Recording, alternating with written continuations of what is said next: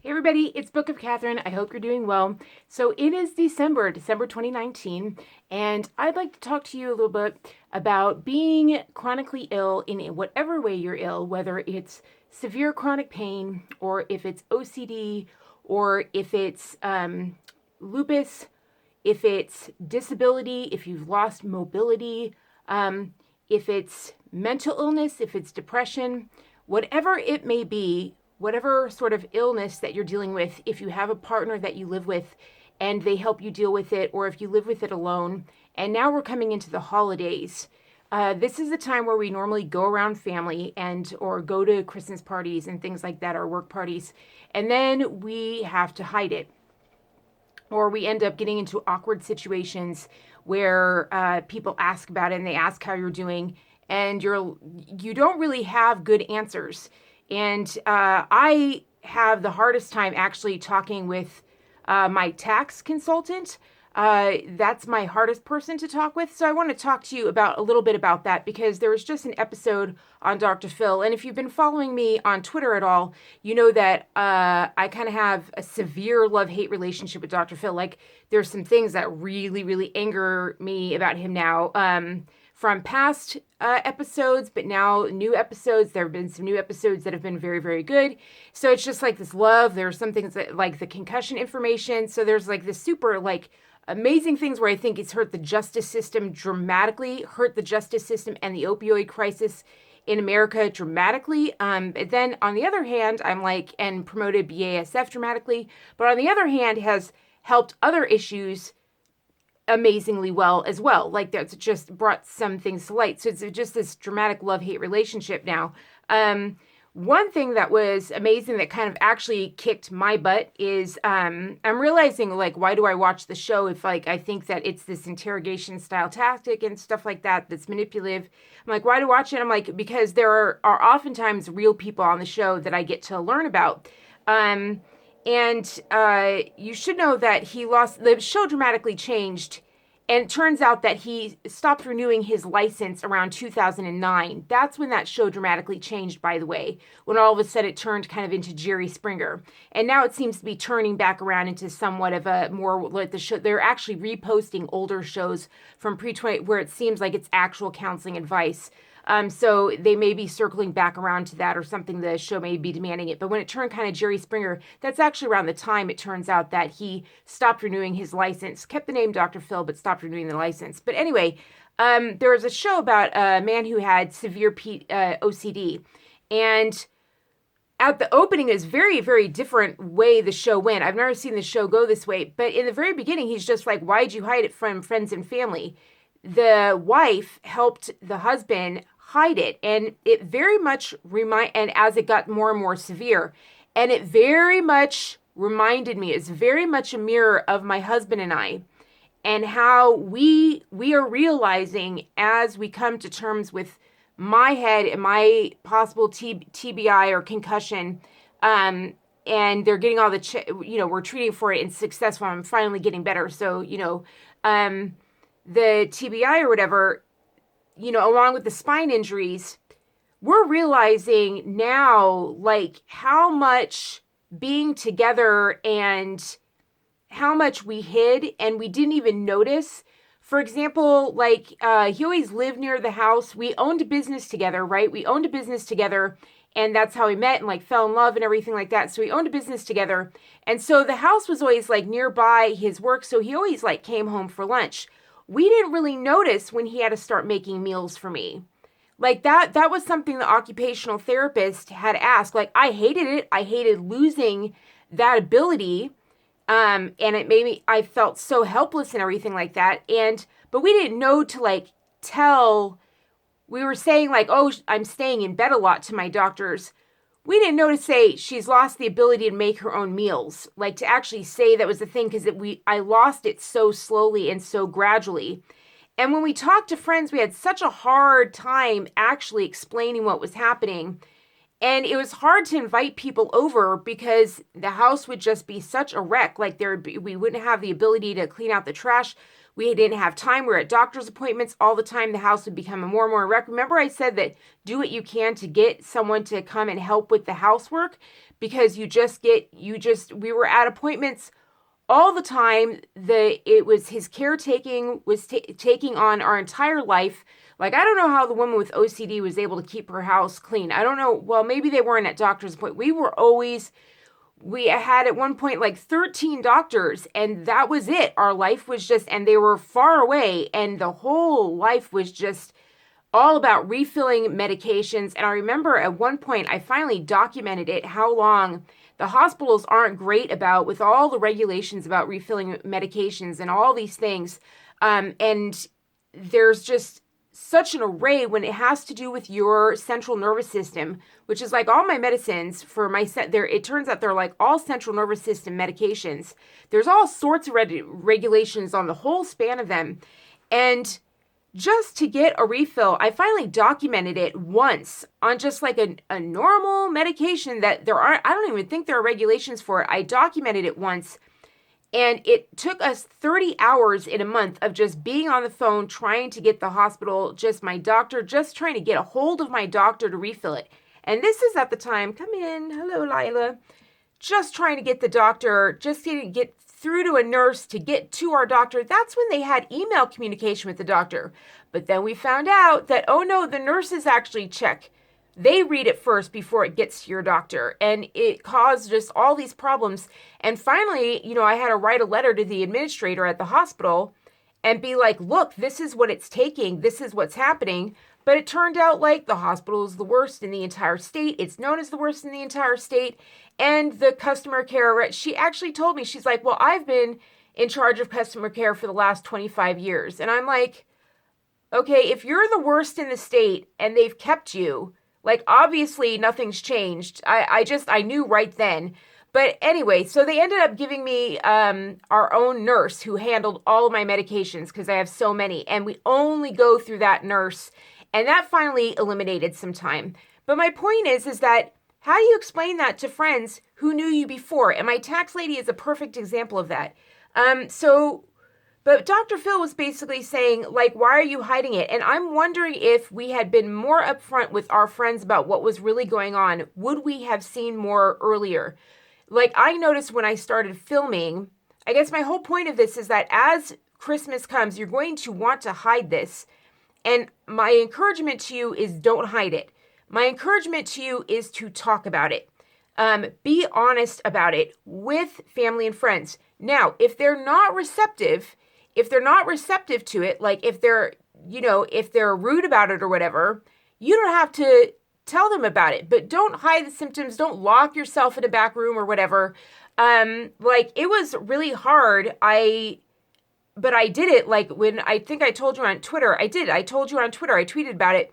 I finally went out. I'm not doing it anymore. I've learned from my physical and occupational therapist not to do it. But I was like, oh, I went out to Rochester, right? So then I was like, great, I can go visit a friend's house. So I went out to like one of the bigger cities, and I visited a friend, and I did dinner at their house.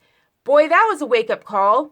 But I was like, I'm going to be honest about, like, they're my close friends or whatever. And I was like, I'm going to go ahead and, but they hadn't been, they're close friends from way back. Like, they hadn't been with me, like, on the phone. They're not in my insider group, if that makes sense. And part of that is because most of my insiders got to know me when I was already sick, like at the beginning of my illness. So they didn't know me before. They were attracted to me, like, while I was in the middle of the illness. They've always known me sick. Every single insider I know, like every single one, they all have known me since I was sick. They don't know me before. This family knew me before. That's the hardest thing. God, I'm going to cry. That's the hardest thing, when they knew you before. That's really, really hard. And I mean, I was pretty active even when I started to get sick. I was performing and everything like that. But still, they at least knew, like, stuff was going on. Not when they know you fully capable or whatever. And I was in their bathroom, slamming my hand against walls, screaming as I went to the ladies' room. And they had kids, and I was like, never should have come out. Like, never should have come out. And I was just screaming. Now, that's normalcy for my husband and I. And when you get out in front, and I was just like, oh shoot. And then next thing you know, after I talked to him in 45 minutes, I was down on the ground in the dark with a pillow. And they were great because the wife does cranial sacral work. So she was just like fine with it. They were great with it or whatever. But the thing is that I just was so past hiding it. But by not hiding it, I was like, it made me face up to like, again, how bad I am, but also like, wow, I didn't really prepare them for any of this. And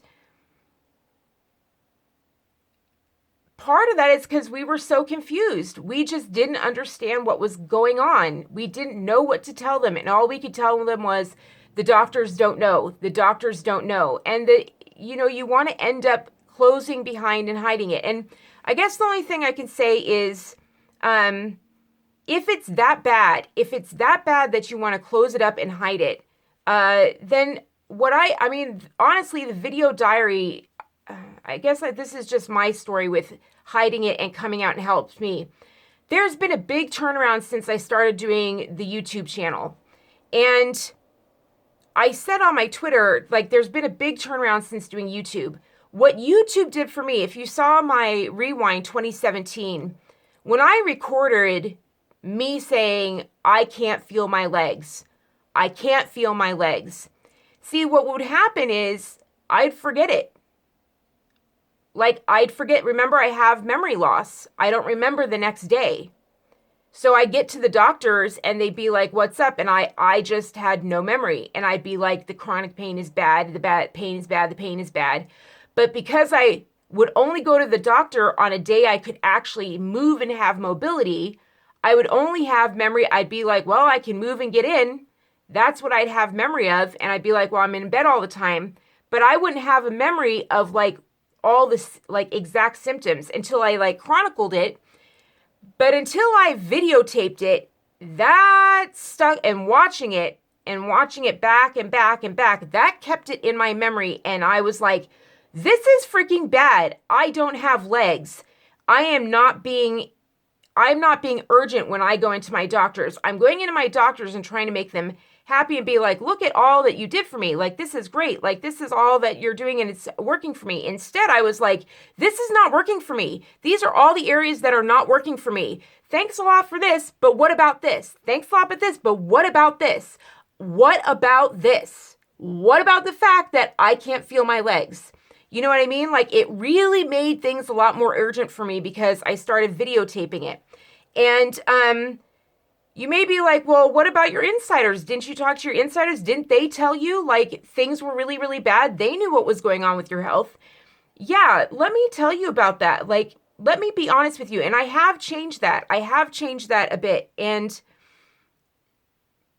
this is exactly how it goes with my friends. So in the beginning with my friends, even in California, I could spend hours on the phone with, I could get on the phone with one friend and just spend hours on the phone with them. Like, my husband would come home and I'd just be like, oh, I was on the phone for hours. And I just like wake up my brain and that just wake it, And then slowly, right before we left California, I wasn't really able to do that. And I didn't understand that. I didn't really catch that. But I just started slowly like not doing as many phone calls and I didn't really know why. And I kind of started doing more like phone calls like with my husband. And I didn't understand. Looking back now, I'm like, it's because I was kind of losing tactile, like ability to do phone and conversations. Like, we started doing more like dinners with friends, if that makes sense. We started going places with friends and meeting up. And I was like in bed more and and I didn't realize that was kind of my head starting to go. And then when we moved here, that was it. Like, and so now it's kind of like my husband kind of hid that handicap of mine of speaking so that I just thought it was a family thing of like, oh, we're scheduling all times to get together. Let's as a family get on the phone, or maybe at lunch sometimes or in the evening. And you guys can see it on Twitter. You can actually see it on Twitter. Now, every once in a while, I get a friend, but they could actually tell.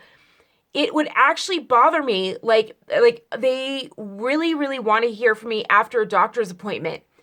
And I actually don't look forward to that. I just am so overwhelmed after a doctor's appointment. I just want to go to sleep. My head is, I understand that now. I would never understand that, like, why after a doctor's appointment I wouldn't want to talk to my family. Like, that's my chosen family. Like, these are the people that have gotten me through everything, and I'm like, why don't I want to talk to them? I wouldn't be anywhere without them. Like, they're the loves of my life. I love them more than,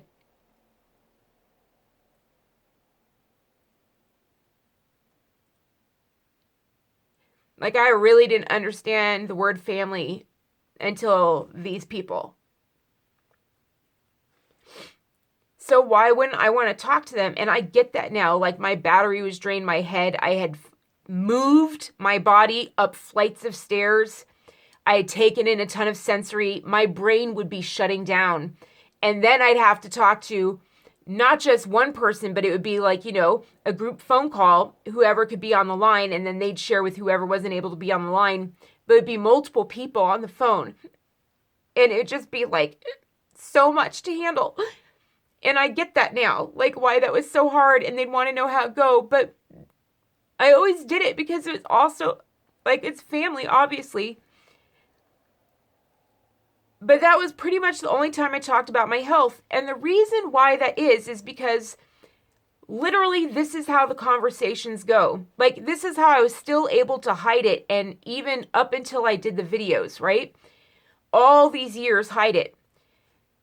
You get a phone call from a friend. How'd your day go?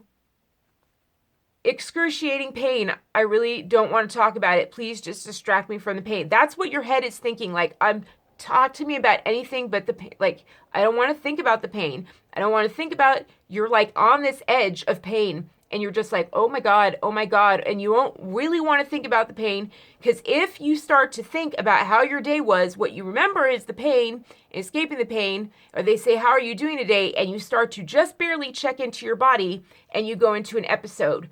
Like, you don't, and not only that, but I don't know for maybe you severe chronic pain patients, but when you're laying in bed, or if you're severely chronically ill, if your life is literally in bed every single day, and you have nothing to report but I'm in bed and I suffered excruciating pain, and that's all you have to say 365 days a year, I had a bad day. And this is a person you love. I can't do it. I don't know about you guys, but I love them too much. I just was like, I feel like it's depressing to constantly be like, it was horrible. How was your day? Awful, awful, awful. It was an awful day. I really don't want to talk about it. It was awful. Can we talk about something else? It was an awful day. It was an awful day. That's it every day. How's your day? Awful, awful. Like, is that what you want to do? You don't. So you just kind of hide it. Like, what are you supposed to tell them? Like, I was screaming in pain. You feel like you're a person on a torture table, like, every single day. That's not what you do.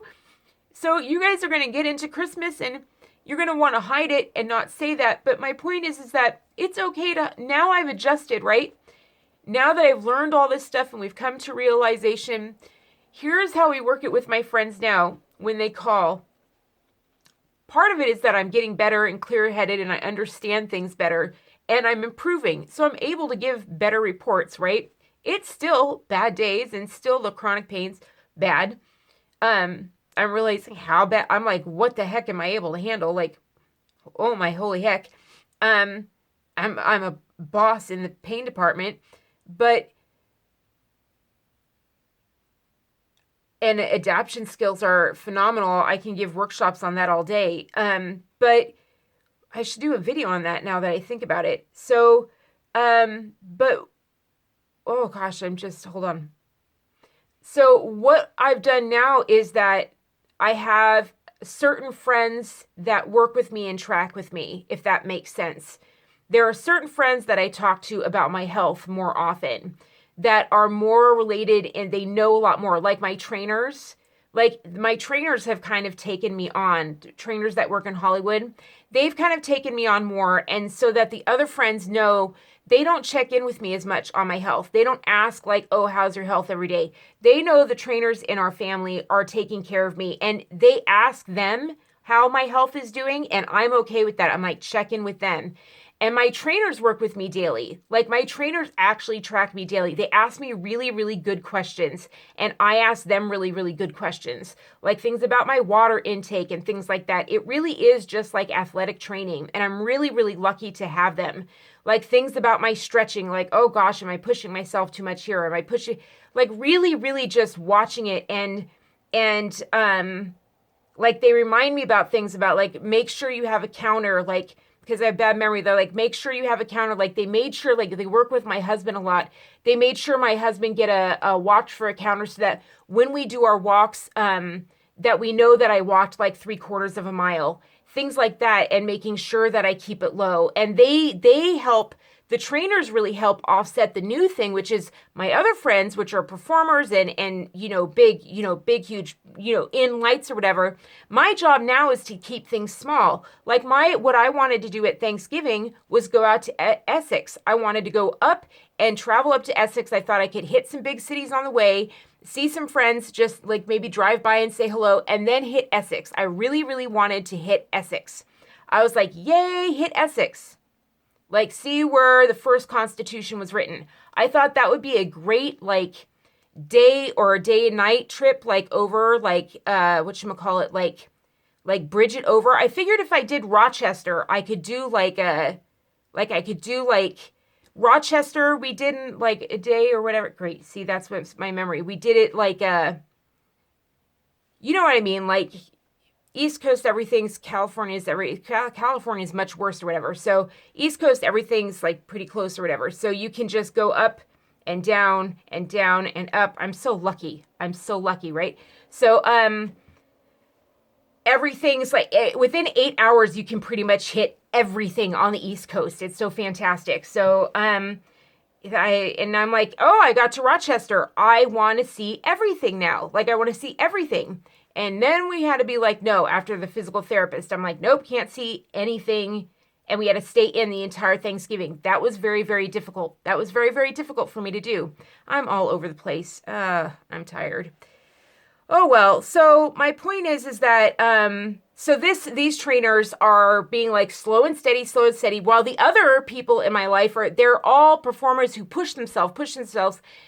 And they're like, oh, like, do this or do this. And then my trainer's like, slow and steady. And so these guys in my life who are used to being like, go do this, all of these guys are learning to start being like, no, slow and steady. And even one, it was so funny because over the weekend, driving back from a grocery trip or whatever, we saw a little ballroom place. We saw a little ballroom floor open on the main street of the main city, like the main town, like beautiful. Right, little ball, like perfect, all set up to be a ballroom. All set up, wouldn't have to do anything to the floor, wouldn't have to do anything. Perfect for me to get better in,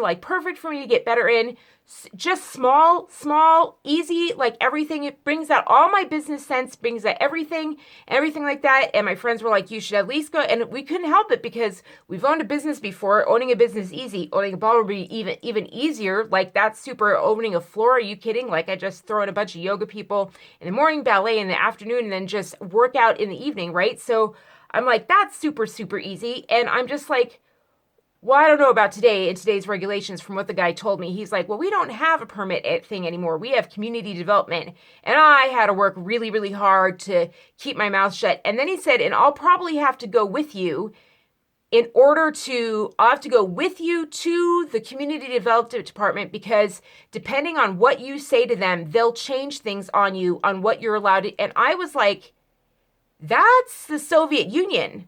When you need to have, because the guy was on the city council who owned the building. So I'm like, wait, so not only does the building owner in the main street is on the city council, but you have to know somebody on the city council to take you to the permit place, which is now community development, something that's United Nations. That's the United Nations community development. If you have a community development department, that's the United Nations. They created that name. That's what they do. When you go there, You should go to a permit place. All you're supposed to do is get the permit within the zoning laws. You just say, this is my name, this is it. Is it within the zoning? Like, is it zoned? Usually there's very basic things of what it's zoned for. There usually is like anywhere from 4 to 10 points of what that building's zoned for. Very few zoning things of what that building will be zoned for. Do you qualify to be in that building? Yes, no, check, boom, there's your permit. Not anymore. Not anymore. Now you need a official to go in there and handhold you, because depending on, they can change the rules on you. That means they can change the laws. That's freaking Soviet Union. We have like literally entered Soviet Union territory. So I don't know about any of that. But basically, like, my friends were like, oh, good. And then I was like, no, like, slow and steady. And so instead I had to change it to, this will be my outing for the day. This will be my walk. I will not do my stretch for the day. I will walk. I will take a look at the space. I will get to enjoy time with my husband. It will work my brain in a new way. It will make me remember who I was. You know what I mean? A businesswoman. It will make me remember dancing. It did, like, the floor brought back memories of like being, it was like a real nice, it was like a totally different store. It had nothing to do with dancing at all. Like, the guy was like, oh my gosh, this is actually built to be a movement studio. I was like, yes, it is. Like, that's built for mirrors. That's like perfect. Can't you see it? And he was just like, wow, and he's like, that would be perfect. It was just like, yeah, there's no way I can do it. Like, I'm pretty much a vegetable. I am having to admit that I'm a vegetable. I am a vegetable during the day. I am a vegetable except for a few minutes a day. And that's my life. And I have to stay steady and just slowly build myself up. And so that was my part of not being a vegetable for the day. That technique has gotten me to be able to do some future planning without going into an episode. It's working. I've been able to stand up a little bit more without instability and pain. Like, there's little, like, these, do some exercises that used to send me into an episode. I don't go into an episode doing those exercises anymore. Anyway, so my point in all this was saying, don't hide it. Like, don't hide it. If I had talked and been more open with my friends, even if it requires you doing videos to see it and then share it with your friends to say, this is my reality, the people who are close to you. Like, that's what I've started doing now. I've actually, with the people who were in my past that I just kind of like dropped off the face of the earth on, because I forgot some of them, to be honest. Like, I couldn't remember correct facts or whatever, because there's just this thing that happened. Well, you know how you have friends where you touch base with in and out? Like, you just, every 3 years you get back together with them. Those relationships I forgot. Like, my brain just dropped them after the accident. And then it was like 6 years later, and I was like, oh crap. And then I actually remembered incorrect details and data, that makes it scary. That makes it very, very scary. Those friends I'm slowly starting to connect with, and what I do is I make videos. I'm starting to make videos for them and send it to them and be like, here's what's happened. Like, here's what's going on in my life. I'm not able to call, like, conversations are hard to do. Like, this is very difficult for me to do. Like, I'm realizing that with my insiders, I call them my insiders, but really my friends, it's just so many of them are like in Hollywood, and well, they're who I get my dirt on. That I call them my insiders just because the beginning of this channel, that's where I got my dirt for you on the background for the channel. So now they're just known as my insiders. Really, they're my family, right? But anyway, so, and I lost my train of thought. I'm really too tired. My brain is it's been doing all of this work, and I'm overloading it. So anyway, in the honor of not hiding things from you and showing you how far I've come, like, I was going through drawers to, do some activity the other day, and I found this. This is a bed pad when I used to be trapped in bed. This is something that I had to have for my bleeding. I was bleeding so much, and I had incontinence so badly. And I had to have this. I was trapped in bed that I had to have these pads laid throughout my bed. And I don't have that anymore. And I never told any of my friends that. No. My insiders knew that. Certain insiders knew that. And you have to decide who in your front row can know that. But I don't know if I told my doctors that. I don't know if I took good enough notes that I ever told my doctors that. It's there was so much, my poor doctors, I had so much going on. Like right now I'm dealing with the fact, like, I'm like, oh, well, what's stopping me now? Like my injection's starting to wear off. But I'm like, is it really wearing off, or is it that my upper back is I'm starting to realize that part of the reason I'm having trouble standing up is my upper back. And I'm starting to have memories again that my upper back was actually what stopped my mobility in the very beginning, very beginning, the first accident where I rolled, which I got documents since 4 or 5 times. Thank goodness, not 11. I'm like, thank you, parents. That's my parents for you telling me 11 times. Wasn't 11 times. Thank you, mom and dad. So 4 or 5 times. And so, which makes a lot more sense. But the lady said that it was, it's still I remember the lady actually telling us it looked like an Arnold Schwarzenegger stunt, right? So, but that I remember snapped my back, and my whole entire spine didn't move for exactly 10 years. That was like 04 to 2014. Did not move my spine, like at all. Like no movement whatsoever in my spine. That was just like so bad. There was just no movement. And when it started to move, my mid spine, my upper back, just no massage therapist could get that to move up there. No one could get it to move. And I'm just like, oh crap. And I can see it on my stretch videos. I'm like, that area is not moving. It's not moving. And I'm like, how much is that preventing me from walking and standing? And I'm like, oh no, like, what do we have to do next? It's just exhausting. And unfortunately, I said that to my trainer. I was like, I think my upper back is a problem. And they're like, oh, you see that now. Good. And I was like,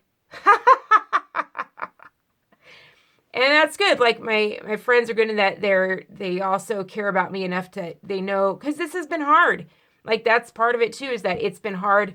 Now that the pain is coming down enough for me to be aware that every day when I wake up, I'm not sitting there in pain so much that I'm like, dissociate. I sit there and wake up every day and go, I'm laying flat. This is my life. I'm trapped in a box and I'm looking at the ceiling and I can't walk. I'm not like so overrun with pain that I'm trying to dissociate. I'm actually aware of my surroundings and I'm aware that I'm just a vegetable and I can't move. That's a very different life, you guys. That's a very, very different life to be like, oh, I'm a bit more conscious now. Like the pain isn't like in this high pitch. It's low enough now where I have some consciousness. And I don't know, you have to talk about that with your family so that they can mirror things back to you. I don't know if any of this makes sense. All right, that's the best I can do this Christmas. So talk to your family about it. If they're not receptive, oh well, but don't hide whatever it is you have. Don't hide your shakes. Don't hide your episodes. Your family has to see it. They have to be aware of it. And if they reject you or whatever, then it means you need new family. It means you need to get out because you're never going to get better around that family. But I can tell you this, like that OCD guy, like they actually said there was atrophy in his brain, and they actually said the anxiety and depression was the cause of the deterioration in the brain. And I was just like, yeah, like when you close yourself up, you enable it in a way. And I worry about how much, like us moving to the East Coast, as much as we love it, I wonder how much when we moved away from all of our friends and then we were here, and I'm just like, that was it. They didn't see all that was going on, and we were just in this house and no one saw what was going on. And so no one was able to be like, you've lost this, you've lost this, you've lost the ability to do this, you've lost the ability to do this. And I'm just like, I wonder how much I lost, because this is where I atrophied. And I'm just like, like, oh dear, like how much did we, end up hiding on accident? And that's why you need to have a mirror. So if you don't have family around you, I'm not saying get involved with toxic people, but make a camera, make a mirror, be honest with people, choose the way you're honest. Like I said, we have changed the way I'm honest with my family. Like my family now, I don't talk about it every day. I do, even though it's hard, I do choose to talk about it after every single doctor's appointment. They do work with my husband behind the scenes a lot. They're always texting my husband. They know I can't handle it. They're on, my trainers, I'm always talk with my trainers, but then when we talk on a daily basis, we talk about other stuff. like we talk about their lives, or we talk about like what crazy thing happened, because there's always somebody had a crazy thing happen. And that's fun to talk about. That's fun to talk about, the crazy things that happen, or a big problem that somebody needs to solve. I really, really love doing that kind of stuff. There's always some kind of adventure happening in somebody's life. And I love, like, that's the kind of stuff we get caught up in. And if we're not doing that, we're talking about a movie, or like some kind of dirt in something going on in the world, or some politics, or some research I found. And so that's the kind of stuff that we do and we focus on, and not the health thing all the time. Otherwise, it would just be a bad day every day. Like, well, I didn't walk again. Like, well, I didn't do this. And I will say, sometimes we sit down and we watch my videos. Like, they do like to watch my videos before it comes out on YouTube or whatever. They do, like, we have done that sometimes before. Like, we'll watch a meal and we'll sit down and watch a video that I taped, like a stretch or something like that. They do love doing that, and we do that every once in a while. But we do the same thing for everybody else when they make something or produce something. Watch what they did and stuff like that. Though they like to surprise me. It says they like to surprise me with some things. I don't know. We like to surprise each other. Like, I put out stuff without telling them. So I don't know. I'm really lucky to have the family that I have. But unfortunately, I'm just like, how much was hiding what was happening? How much did that hurt me in my progress? You know, it's really easy to get on the phone and do this and not be aware that I'm not walking, like not be aware of how much not be aware that, oh, my husband's making my meal. I've lost the ability to make my meals, and lost the ability to have certain changes in conversation. So interacting with family and being honest about it is just really, really important during the holidays. So I would encourage you not to hide, and be honest, and don't be ashamed. Don't be ashamed about the fact that your doctors don't know it. If they're like, oh, why don't the doctors figure you out? Or maybe it's your fault or whatever. Just say, like, think about the kids. We went to school with the smartest kid in our classroom. They're a doctor today. Could they figure me out? That's how that's how one of my trainers put it. They were just like, do you remember your friends in class, that went to Ivy League schools? And I was like, yeah. And they were like, could they have figured you out? And I'm like, uh-oh, no, they couldn't have. No, they couldn't have. No, they couldn't have. Nope, no, it wouldn't have happened. No, and I had smart friends. Great. I was really lucky. I had a school like that, not that I public school or whatever. But the actual high school, I went to a huge high school. Well, I was in California, everything's huge there or whatever. But so I was lucky. There's smart people there or whatever, but they're just people. Their people were equal. And so I'm just like, yeah, that's hard, especially when they're going to pharmaceutical sponsored events. If you listen to Cheryl Atkinson on her TED Talks, really, these pharmaceutical things are sponsoring these. They're actually, all the things that these doctors are being educated in, their educational camps that they go to are actually giving them false research and false papers. So the doctors aren't even being given correct education anymore. It's terrifying as an actual patient to listen to what Cheryl Atkinson does. Listen to her TED Talks again, and listen to it from a patient aspect of how doctors are being trained today, how they go out and get their training. Think about that. Like, that's what your doctor is getting updated. Your doctor thinks they're getting the latest and greatest, and you're like, well, that's not the latest and greatest. That's just hiding. That's, hiding all the bad things that a drug does. That's not even giving the real research. So doctors don't even have access to the real thing. So I feel lucky that I'm getting like experimental things on my spine. So anyway, that's a long way of saying go out there and, have some courage this holiday season, and don't let your injuries or whatever keep you from going and seeing family that you want to see. Let it go and get you out there, because it may lead to breakthroughs in answers of your health. It may lead, and it may slow down the actual, like for me, it reversed it. Me doing this channel really, really helped reverse it and get some answers. I was already starting to turn around. Like, I was already like in line to do procedures and stuff like that. And I had already like figured out some things. I had already started getting rid of doctors. I had done acupuncture. That changed some things. And trying alternative medicine. Already things were turning around, but the channel just really, really just brought everything. I just got really, really lucky. It came around, every time I tweet or talk to you guys or do a video, I put more together. I never would have figured out my head if it hadn't been for this channel. Ever. We were figuring out my spine, but not my head. And my head really had to be figured out if this was ever going to happen. We kept doing physical therapy on this and then getting whammed by this.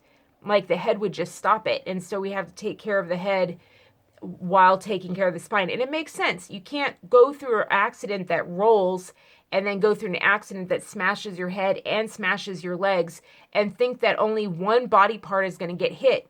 And I'm very curious to see if the central nervous system, this thing we learned about concussions, the same kind of nerves that are in our head, they're in our spinal cord as well. And in a lot of ways, I feel like my spinal cord, it's so similar, all the things that I feel.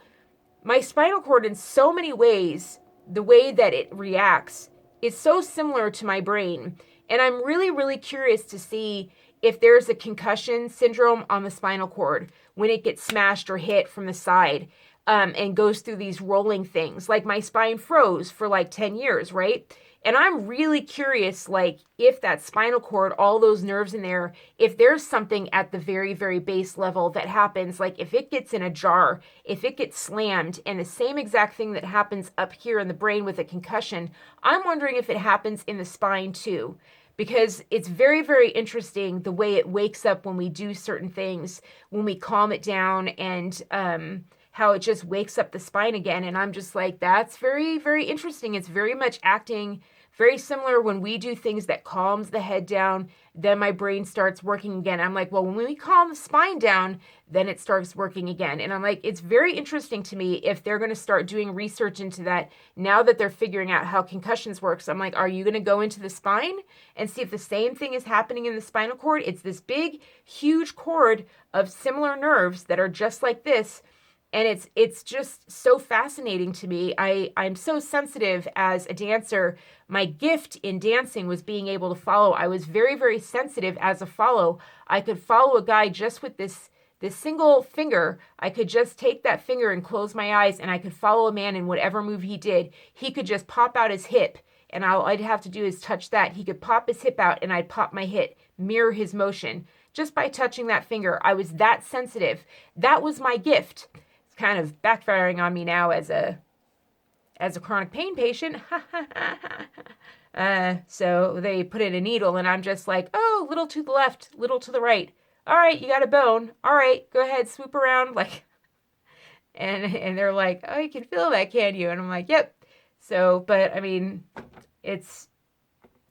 I think it just works for the better, right? Like, I'm just like, all right, I feel that all, they want feedback. Like they asked, do you feel it all the way down the leg? I'm like, all the way down the leg. All right. Yep. Oh, that feels good. Oh, that feels so good right there as they're working on my spine. And you guys make that possible. Thank you. And I have to go in again this month in December. So if you'd like to help with that, you can go ahead and donate down below. Just $1 a month. I keep forgetting to ask. So $1 a month. If you didn't do it for November, if you could donate for November for Thanksgiving, and then donate $1 here and for this month, December. And thank you so much for helping me walk again and helping me discover my concussion.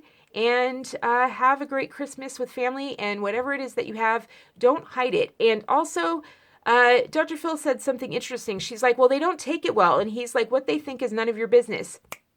You need to get boundaries. You need to get boundaries, because I was reading that and I was just like, yeah, it reminded me again. I had to buy it again. And I was like, I really feel like I need to get this book, Boundaries, again and talk about it. And I only flipped through it a little bit, and it was so amazing. It's when I'm watching Dr. Phil, I keep thinking, like, why are you trying to regulate what your kids feel? Like, stop trying. Just all you should worry about is your kids' behavior.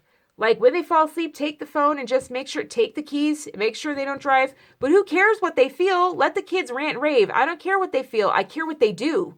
Like, I'd be like, all right, you're grounded. Take the keys, take the phone. Now go yell. Go ahead and yell. All right, whatever. But the parents seem to want to have the kid feel a certain way. That ain't any of your business. How a kid feels is none of your business. They're allowed to feel whatever they want to feel. That's how they learn to regulate their emotions. and like parents are trying to like, do this Nazi thing of like regulate, like actually be like, I want to get in there and tinker with their emotions. Kids should be allowed to feel anger or whatever. Boundaries is letting people feel the way they want to feel and you operate in your own world. So don't hide your thing because you're worried about how this person feels. Let it inform you. If they don't take it very well, then just be like, all right, move on, and still don't change your illness for them, but just be like, all right, that just informs me about you. You're kind of a dick. Just be like, I feel, bad for you that you're that unhappy a person, but don't let it change you. Like, that's just like Dr. Phil said, like, we're in the mental health. Let's not let people shame the mental health field. And so, like when I went to that cafe and I walked out all bent over and the whole place, that little German cafe, and the whole place just couldn't stand it. Like, it was just like I had done the worst thing by being sick and disabled. How dare I walk in? Didn't matter what I was wearing. Didn't matter that I was wearing vintage the house, right? Like beautiful, beautiful things. Didn't matter any of that. It mattered that I was crippled. That was a big problem. And I was just like, it informed me. Does that make sense? It just informed me. Did I end up trying to stand up straight for them? Are you joking? I mean, if you had told me to do that, I would have started laughing. Like, I just, held my head and I just kept going. Like, I didn't change myself at all for them. I just was like, oh, I see you people. And I made a video about it. I recognized what they were doing. I took notice. I just noticed. But I didn't hide it. I didn't like go, oh, they have a problem with it. Let me try and straighten up. Ha ha ha ha ha. Oh my gosh, no. Oh, no, honey. Oh, no. So, no. No. And if I want something from that place again, I'll go get something from that place again, but I will probably choose to go elsewhere. Do you know what I mean? I let it inform my decisions. And I'm just like, all right, then I'll go elsewhere, right? So you move on to different friends or whatever, but don't hide it. Anyway, here's videos. And subscribe so you can get these things because I don't always get to post them. All right. Love you. Hey, look at that. I only ended twice.